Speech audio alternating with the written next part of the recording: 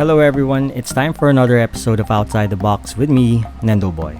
Welcome to my channel, and this is where I review some of the latest action figures and collectibles in the market. And from time to time I also teach tutorials and tricks to help you with your toy photography.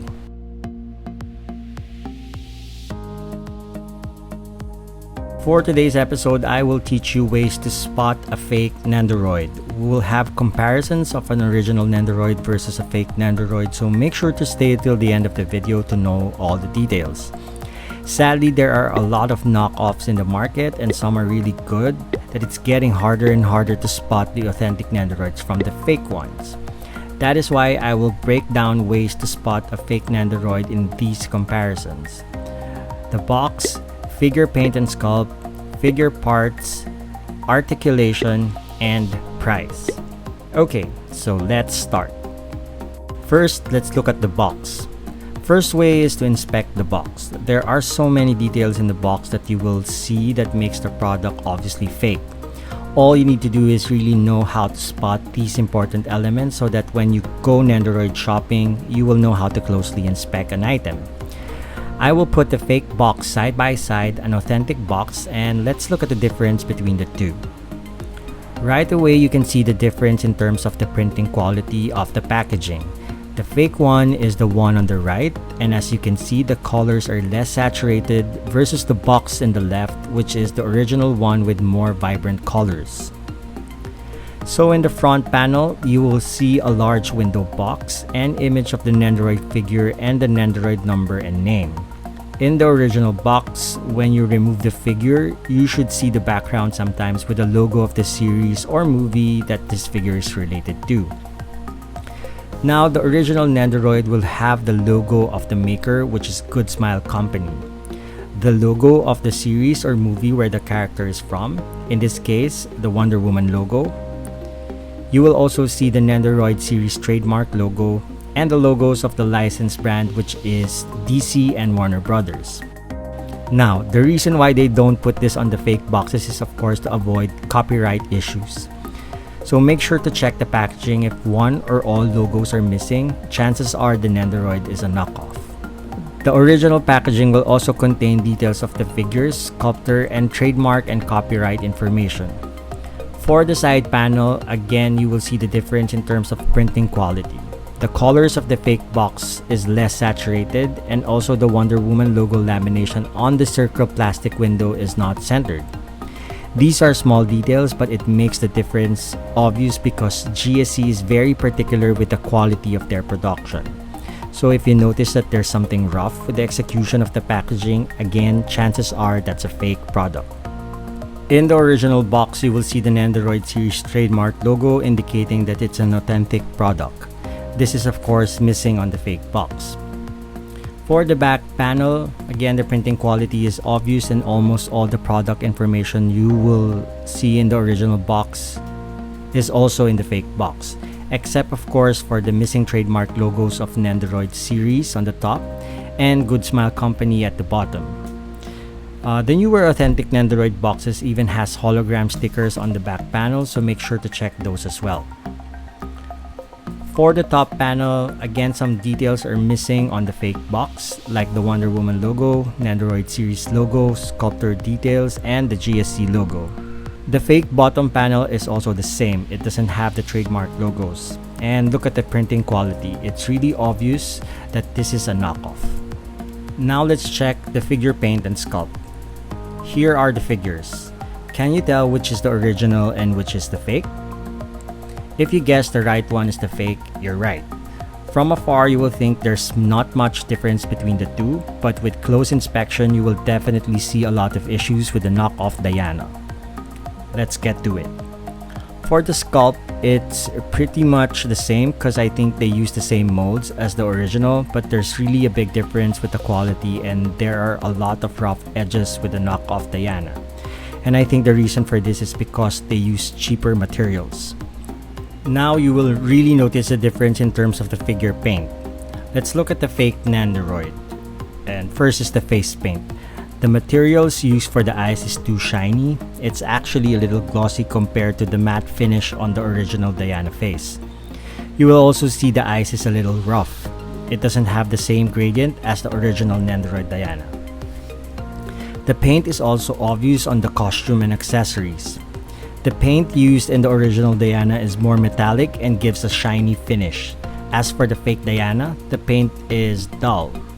The finish on the fake Diana is also too flat. If you look closely, the sculpt details are not apparent because of the messy paint job. There are also some parts that lack details, like for example, the end of Diana's skirt should have gold linings, and as you can see in this figure, it's missing. The lasso of truth is also missing, which is supposed to be attached on the right side of Diana.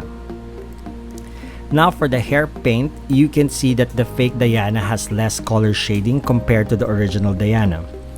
The original figure has some highlights and gradients paint on the hair that makes it even more dynamic. As you can see with the sculpt and paint of the original Diana, all the details are very clear, complete, and precise. There are very little to no messy parts on the authentic Nendoroid figure. Now let's look at the figure parts. Here is the extra faceplate from the fake Diana.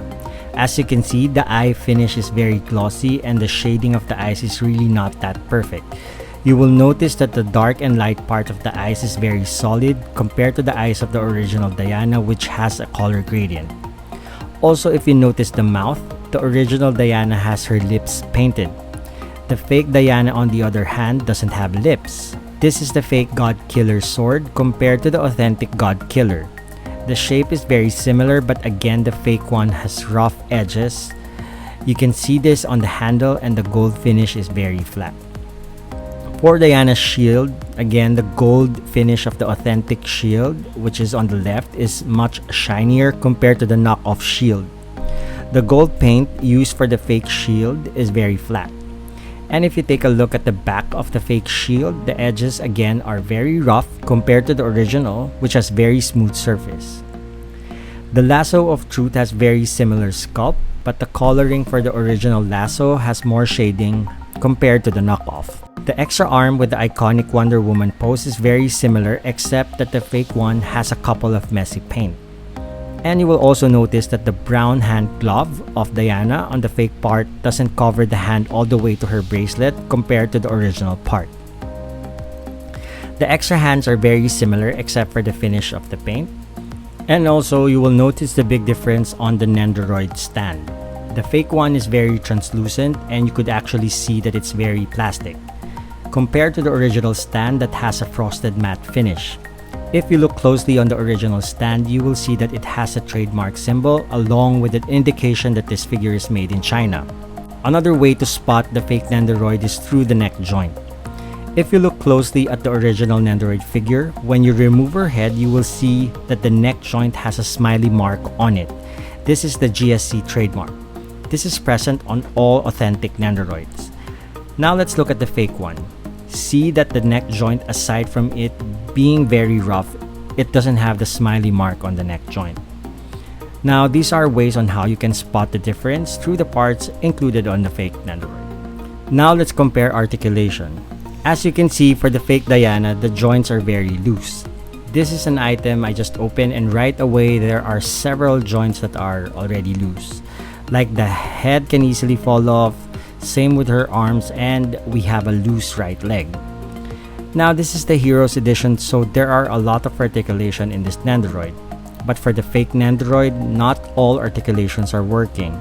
For example, there's no waist articulation compared to the original. It's a little harder to pose the fake Nendoroid because most of the joints are already loose compared to the original, which has more stable joints. Now for the price. Because the knockoff Nendoroid is made of cheaper materials and doesn't have the license, so obviously this will have a lesser price compared to the original. Fake Nendoroids are priced really low. Like I got this fake Diana for only 750 pesos compared to the original Diana, which is around 2,500 pesos. There's a big difference in terms of affordability, but of course there will also be a big difference quality-wise. You basically get what you pay for. So overall, I don't really think this is worth your buck. You will just waste your money because the quality is really bad. The figure is not durable, plus it's basically stealing from the hard work GSC puts into making their wonderful Nendoroids. So I hope you will not support knockoffs and buy originals instead, even if this is way cheaper. Remember, we should appreciate the dedication and effort that GSC puts into making great figures for us. That's it for now, and thank you very much for watching. I hope this video was able to shine light about knockoff Nendoroids and why you should be very careful in ordering your figures. I hope you learned a lot on how to spot a fake Nendoroid. Now, do you agree with me in my review? Do you have any other tips on how to spot fake Nendoroids? What do you think of the knockoffs? Also, if you have any requests or suggestions on which figure I should review next, let me know by typing your comments and opinions down below in the comment section. And if you like this video, please give me a thumbs up. And if you're not yet a subscriber of my channel and you like my content, please hit the subscribe button and hit the bell icon so you can help me continue making videos like this for you. Also, please follow me on my social media accounts. Again, thank you so much for watching my video, and I hope you will continue to support me and watch my other content. That's it for now. Always remember to stay safe, be kind, and be awesome. Jamata. Bye-bye.